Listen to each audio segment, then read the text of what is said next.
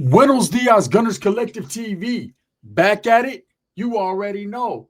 Like a torta with some bad habits. Bye up, bye up. Let's get to the intro.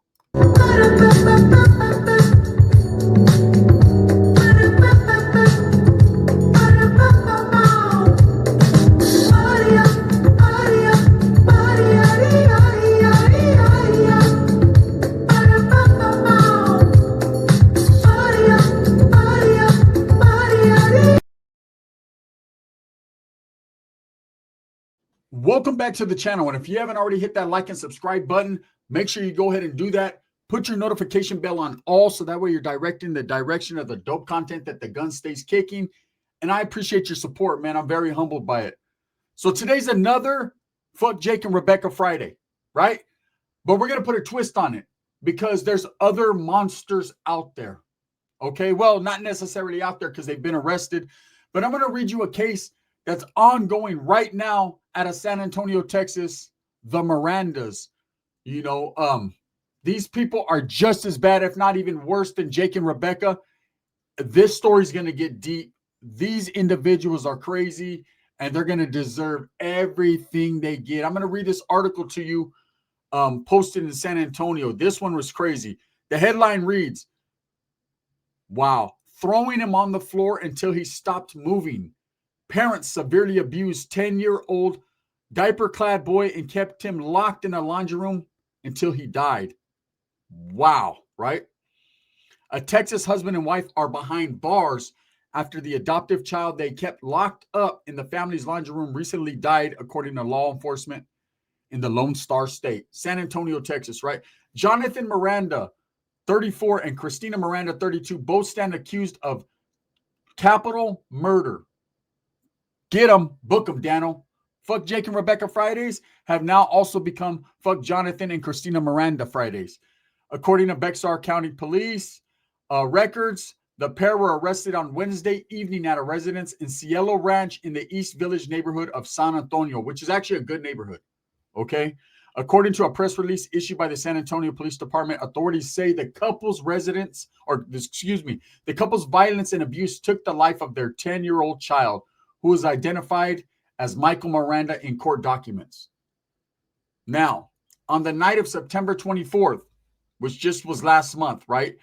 Officers responded to a report of an unresponsive child at a different residence on the same street.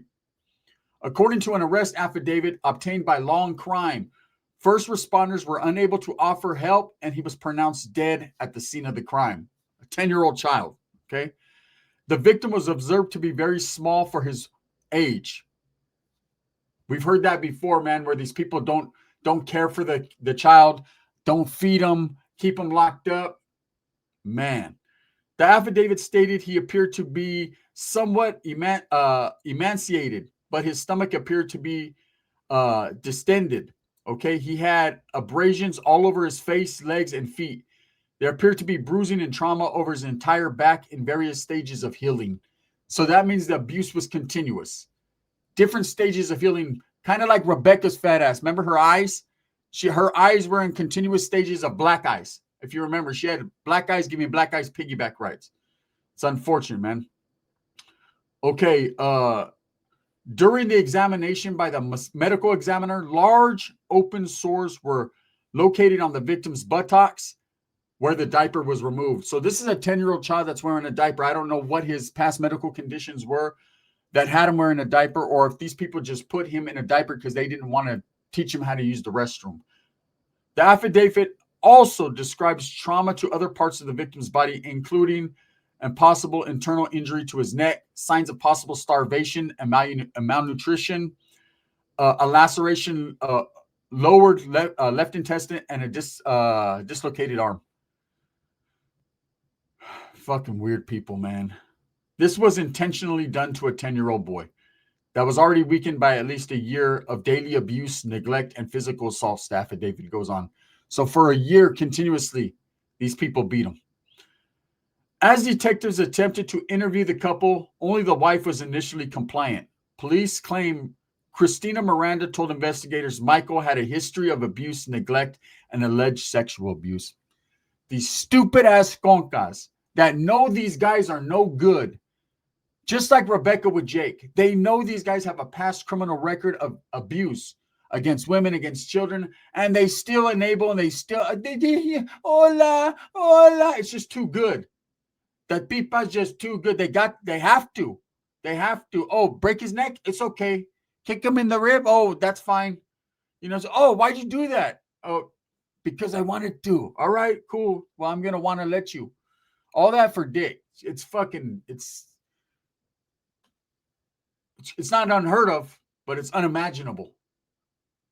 Anyways, that he had a history of abuse, neglect, and alleged sexual abuse, and allegedly confessed to keeping the boy in the family's laundry room for the past couple of days because he was ill. So her story was that this guy put Michael, the 10-year-old, in a laundry room and locked him up in there because he was ill. Like that's how you're supposed to treat a kid. You're not supposed to give him NyQuil and aspirin and Tylenol and try to take care of them and comfort them and make them chicken soup and make sure the covers are on them and like things normal fucking people would do. Call their school, tell them they're not going to make it because they don't feel too good. They got a stomach ache. He was the cause of this. But don't move out of your seats because Christina Miranda's a bitch. Okay, we're going to get to that. Eventually, the female defendant is said to have ended her discussions and requested a lawyer. Of course, she lawyered up. Detectives looking into the laundry room, however, believe Michael's adoptive mother undersold her alleged admission. Okay, so some background on this. They are adoptive parents, meaning that they had no children. These are not children of their own. There were 5 other children in this household besides Michael. Since their arrest for capital murder, for the murder of Michael, they have been relocated to CPS. They were put with a family member of the church, a family member or a friend of the church for a time, but now CPS has stepped in and removed them from that house. So these parents being locked up, they have no more command over these children. Thank God, but imagine the horrors they went through and seen. Wow, these people are becoming they're on my fucking naughty list. They're on my shit list. Detectives looking into the laundry room, however, believe Michael's adoptive parents the mother undersold her alleged admission. Police say the room had been arranged and occupied for much longer than the 2 days that were being reported. That's where he lived, pretty much. According to the affidavit, there was also the presence of dried feces directly on the floor and a pee pad. Man, as if someone had been compelled to use that as a toilet. Fucking pieces of shits, man. These people adopt children, right? They adopt children not for the love of a child and hoping to put a displaced child in a better home, but a lot of the times they do it for the monetary value. They get money from the state to do this. They pass a background test. I don't know how, this guy passed this background test, Mr. Miranda, if he had these alleged charges on him before, these alleged abuse charges, unless it was just word of mouth, something a baby mom or somebody was saying, but he was never convicted of it. We'll figure it out right here. Wow. Authorities also noted the presence of broken drywall, which they believe are signs of struggle of some sort of violence, probably throwing the kid against the drywall or punching the drywall because he was upset. A grown man on a 10-year-old boy. Weird motherfucker. Hope they get his ass. Witnesses who also lived at the Miranda residence told investigators Michael was abused every day with items such as wooden paddles and a rubber paddle with metal inside. Fuck, man.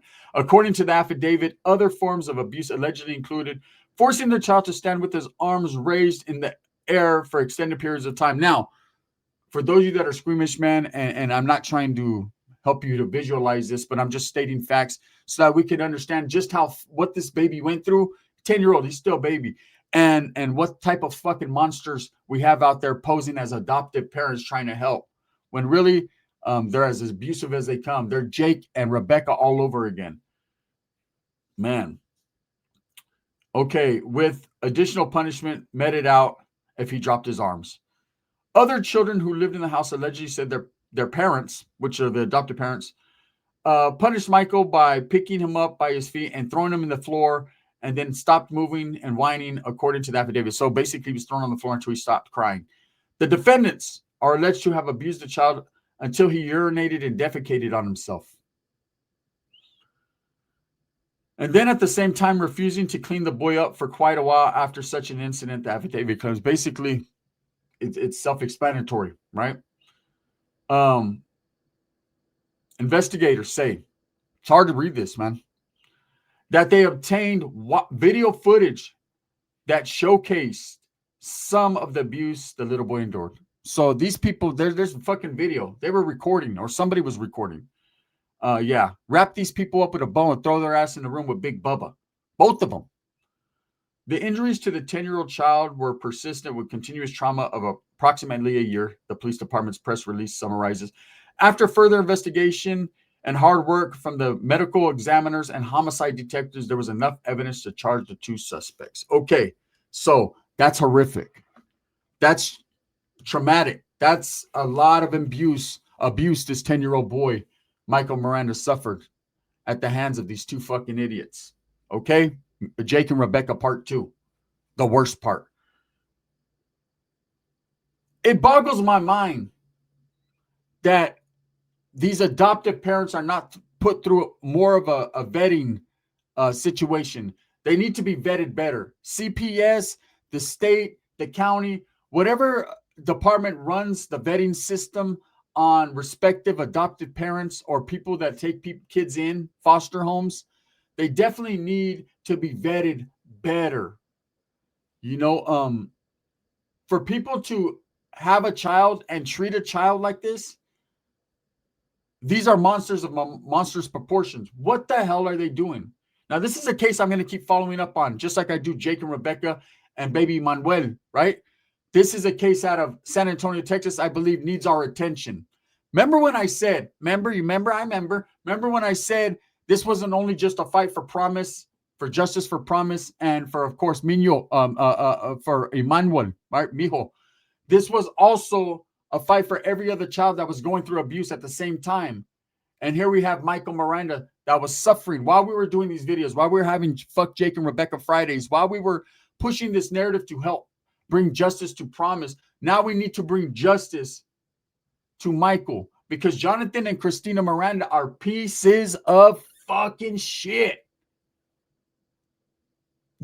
I don't know initially who called authorities to that home. Probably was their stupid asses trying to play it off. And the woman done said too much. You notice how immediately she's smarter than Rebecca. Much smarter. See, Rebecca's the stupid ass that won't say anything. That's going to continue to let Jake ride her coattail, ride her lumpy butt tail, right?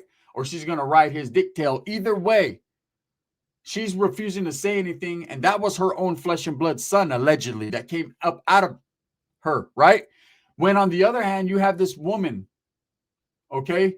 Christina Miranda did not hesitate to point the fingers at her old man. She said he's the one that he kept him in there. He did, because she's of an understanding that she's going to play the blame game.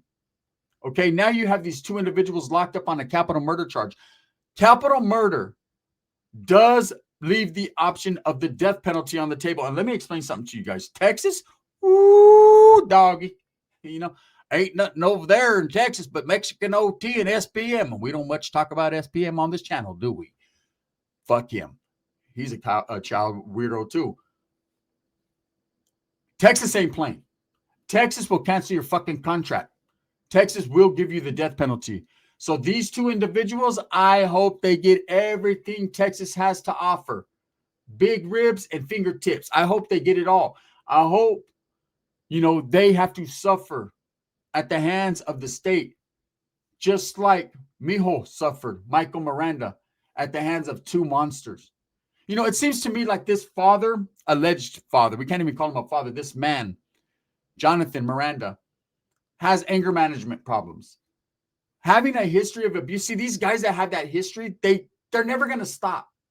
There is no help for that disease, okay? It's a disease. It's something wrong with their mental, their mind, whether they've been through traumatic experiences or not. I've been through traumatic experience, not as a child. I wasn't beaten. I mean, I was Mexican beaten. That's different. Moms with chanclas and belts and trees and fucking electrical cords and sometimes sticks. Look, that was normal in the household. Should have hit me harder because I would have learned my lesson. But this type of abuse, breaking ribs, he was also found with broken ribs, lacerations all over, bruises in continuous stages on his back. That means poor Mijo was suffering over and over and over again. And this woman was allowing this fucking monster to do this. Her participation, just like Rebecca's participation with Jake, is about the same. Because if you know something's going on and you don't protect that child, a child you're supposed to consider yours in your home. Man, I wonder what was going on with all the other kids. Or is this another situation, just like with Rebecca and Jake, where they had one other kid in the household, but they picked and choose? You notice that a lot of these kids, and it's so unfortunate, but I'm going to speak some real game right here, man. Some facts. Sometimes when a child comes into this world that has, issues, mental issues, development issues, speech impediments, a little bit of everything, in various stages. How about that? You could have a child that has eye problems or speech problems, or, it's not their fault they were born that way. Most of the time, it's the parents' fault. A lot of the times, the mother's fault for consuming drugs or alcohol, or the child just came out that way. It's in the genes. These two chromosomes didn't match up. Whatever the case may be, it's not such a big deal, but it is a hardship, and it is hard. And some people are not prepared to raise a child, period, in the first place, but definitely not to raise a child with disabilities, right? And so in most cases, if you are not prepared, and this is just a PSA to the people that are out there that have a child with disabilities, if you're not prepared to take on that type of parenting, I'm not going to call it a burden because no baby is a burden, right? But if you can't take on that type of parenting, you need to ask for assistance. Calmly, respectfully ask for assistance, whether it be the state, the county, your family.